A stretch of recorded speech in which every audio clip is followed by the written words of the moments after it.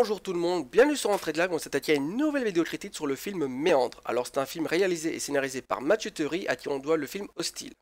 Et pardon si j'ai massacré le nom ou le prénom de cette personne, ce n'est absolument pas voulu. Alors, petit résumé du film, nous suivons une jeune femme qui répond au nom de Lisa, qui se trouve sur une route au milieu de nulle part, et qui est pris en autostop par un homme qui répond au nom d'Adam. Adam va se révéler être un tueur en série qui va agresser Lisa. Durant cette agression, Lisa va perdre connaissance, et quand elle va revenir à elle, elle va être enfermée dans une pièce qui donne accès à une série de tunnels labyrinthiques truffés de pièges.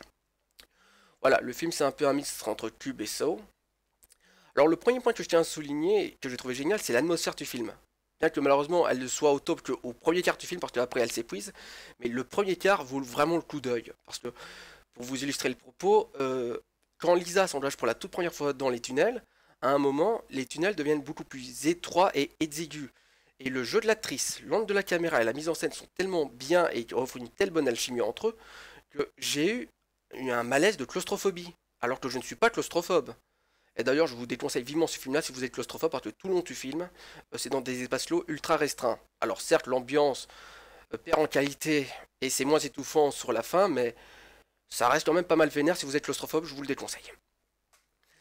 Sinon, avant d'attaquer plus loin, je suis obligé de spoil le film parce que je ne peux pas aller plus loin sans ça. Il faut savoir que Lisa a été enfermée là et kidnappée par des extraterrestres.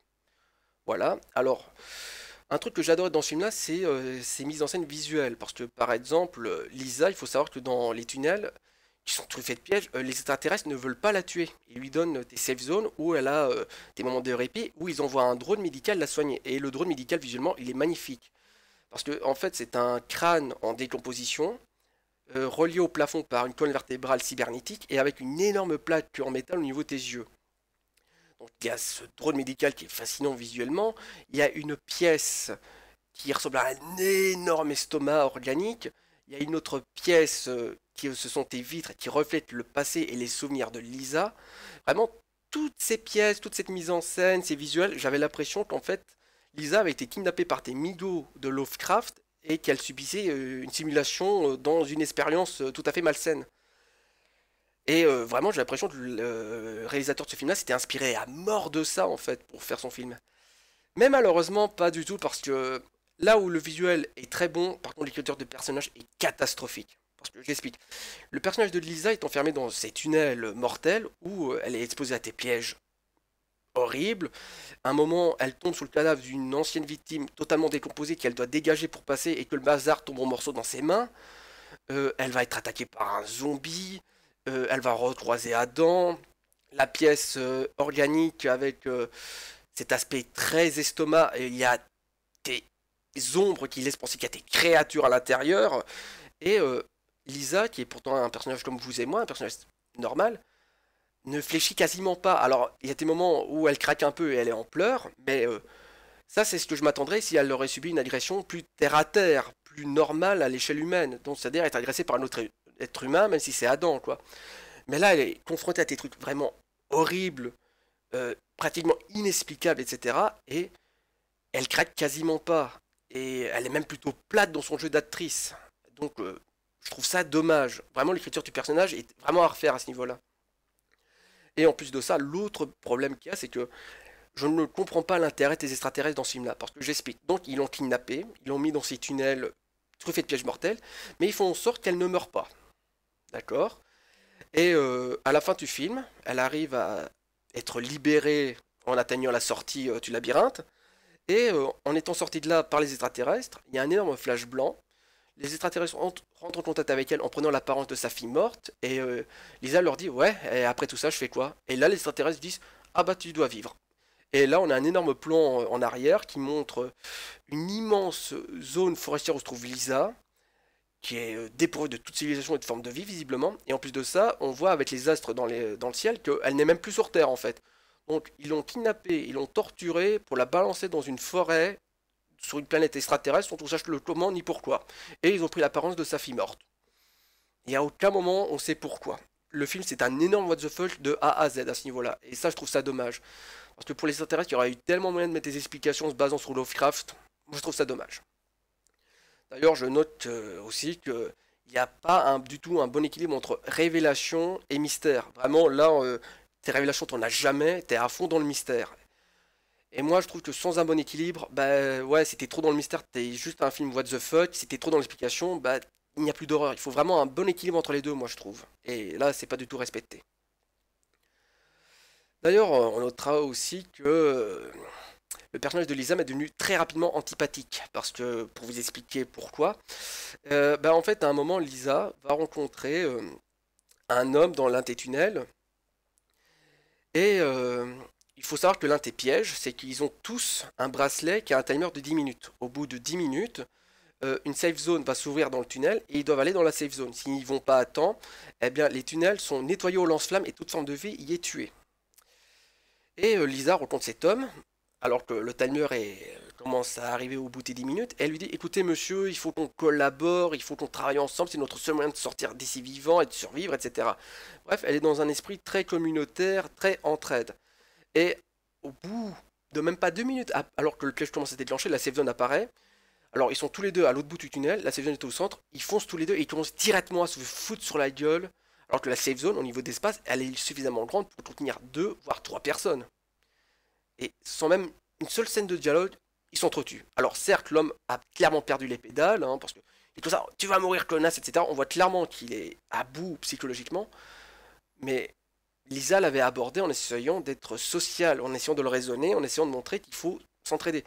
Et à la première question de survie, avant même qu'ils soient sûrs que la safe zone se ferme s'ils sont un ou deux, sans même savoir si cet élément-là, c'est le cas, parce que, à la limite, ce qui aurait été intéressant, c'est que, donc, ils vont dans la safe zone ensemble, ils réalisent qu'elle ne se ferme pas parce qu'ils sont deux et qu'il faut qu'il y en ait un qui sorte.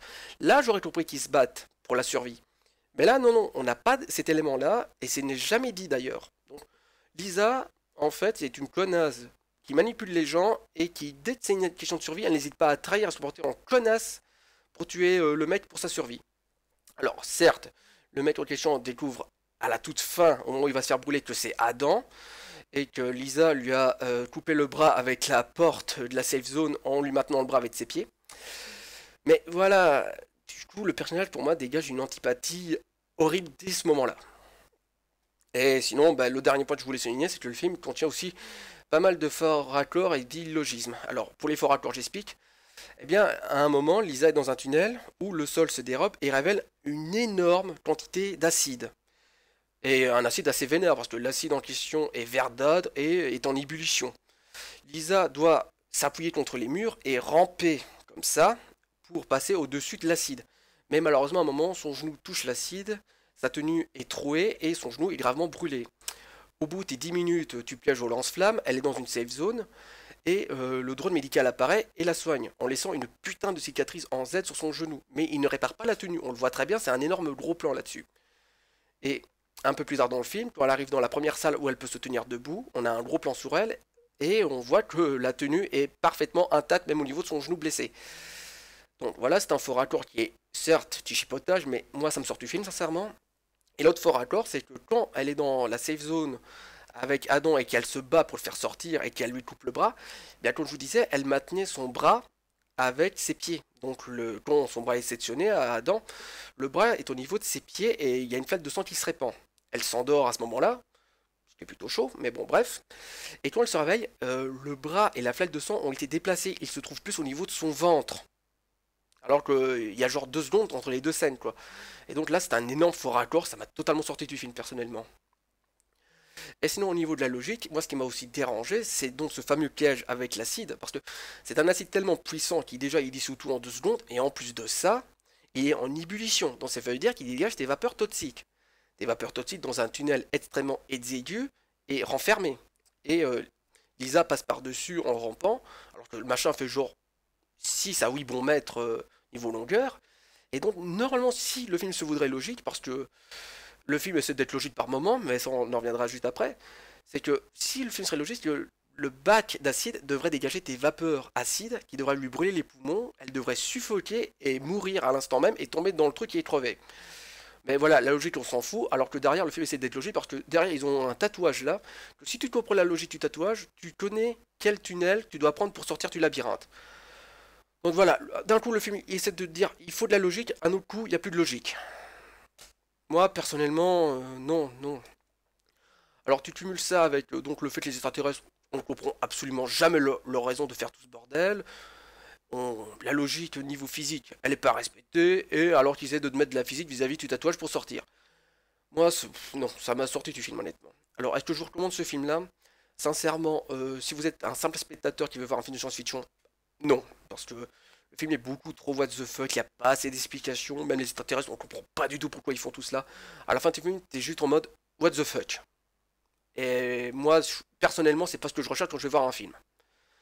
Par contre, si vous êtes un cinéaste et que vous voulez des inspirations, qu'elles soient au terme d'ambiance ou de visuel pour faire un film dans un univers Lovecraftien, en vous inspirant des Migo, mais alors là, oui, clairement, je vous encourage à regarder ce film-là pour prendre tes notes.